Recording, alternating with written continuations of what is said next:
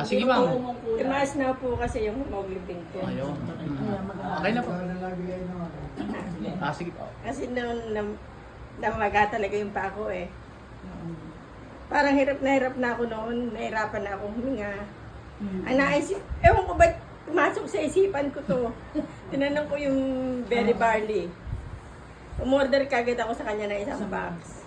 Tapos kinabukasan, sabi daw ni Sir Ram, isang bag na daw ang kuhanin. May pera naman ako noon. Kaya isang bag kagad ang kinuha ko para at least maka-discount din ako. Yes. Kasi mahirap po pagka ang laki din ng difference eh. Kaya isang bag kagad. Tapos yun, nawala nga yung magkanang pa ako.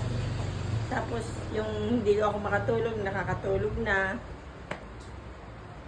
Kaya lang, na-dialysis pa din ako.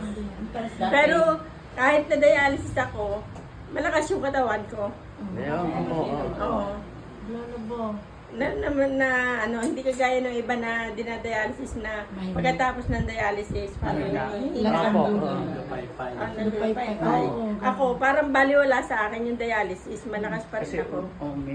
Dahil umiinom ako. Nag-massive talaga ako ng inom nito para mawala. Ilang beses po kayo dinadialysis dati? 3 beses dati. Ngayon po? Ngayon, 2 beses na lang. Yan. Medyo bumababa na yung creatinine ko. Dahil sana nga magtuloy-tuloy na ng pagbaba para mawala na yung ano. Marami din nagdadasal. Oo. Salamat. Yun, thank you kay Ma'am Pat. Po ating lahat, ako'y nagpapasalamat. Unang-una, sa nasa taas. Pangalawa, sa mga kasama ko rito. At marami din akong natulungan, marami din nakatulong sa akin. Natulungan ko sila para maging healthy o para kumita rin, magkaroon ng negosyo. Natulungan din nila ako in return, na ganun din, pare-parehas lang. Pero ang ikukwento ko, dati kasi, dahil malapit na mag-senior, marami din yung nararamdaman. Tapos syempre, medyo nalulungkot ako dahil, ay nako, ayoko mag-emotional. Kasi pagka may sakit tayo, tapos may edad na, walang income, parang nakakano na yung sarili natin. Kaya natuwa ako at nakilala ko doon ng Berry Birdie. Unang-una, gumaling yung mga sakit ko, vertigo, tapos matindi na yung asthma ko nararamdaman, tapos hirap na rin ako makagsasakyan, hirap na rin akong maglakad. Kasi hindi lang ako nagsasalita, pero talagang nahirapan akong mamasyal.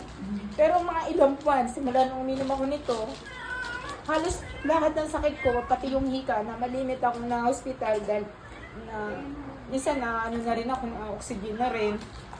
Dahil nahirapan ako huminga. Totoo naman, minamamatay din talaga si hika. Yun ang ginagawa ko.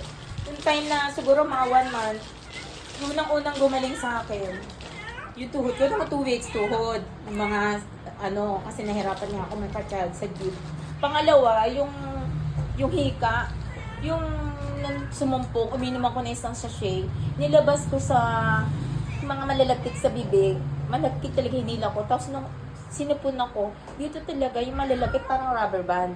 Mula noon, tanda ko Mars, hanggang ngayon di na umulit yung asthma, yung hika ko. Yes. Tapos pag nakakaramdam ako na yung magpapalit ng weather, alam mo mainit, bigla nga ambon, kaamoy ako ng alumuan. Yan, tatago na ako kasi masama na yung pakaramdam ko. Tapos sa bahay, once a month, maglinis ako pero susumpungin talaga ako. Ngayon, nagpipintura na ako, walang mask. Isang araw, nagpintura ako ng gate. Walang mask yan, may thinner yan. Pero hindi na ako sinumpong. Tapos, pangalawa, yung kapatid ko na nabidridden ng 2 months, umurong yung dila,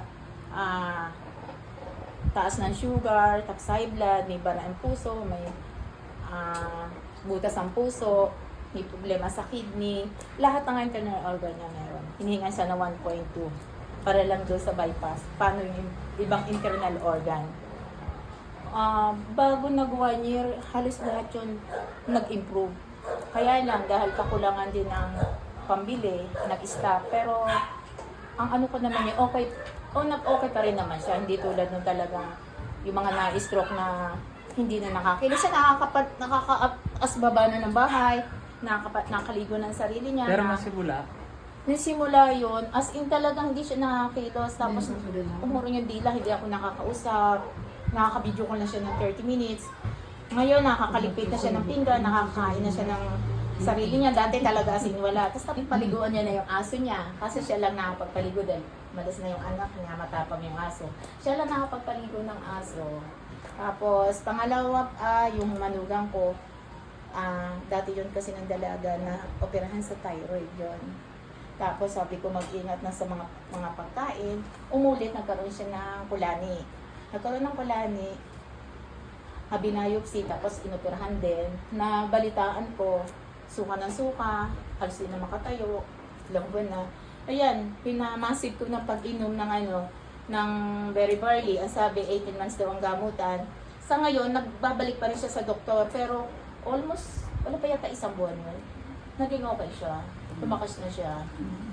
Yun ang ko. Tapos, ang maganda talaga dito sa berry barley, nagkakaroon ko ng mga kaibigan. Ang daming hindi mo kaibigan. Lahat. Ako po ay dati po talaga nung una, lagi po talaga masakitin po ako.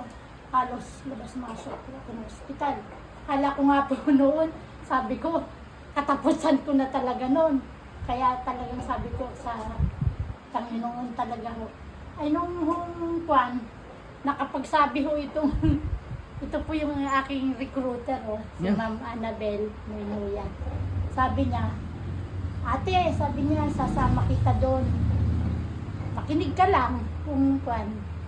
Pero talaga ho, nung mag-inom po ako talaga nito, talaga hong sa awa ng Diyos, ngayon po ay nakakaano na ako, medyo magaling na talaga ho ako sa pag-inom ng berry barley.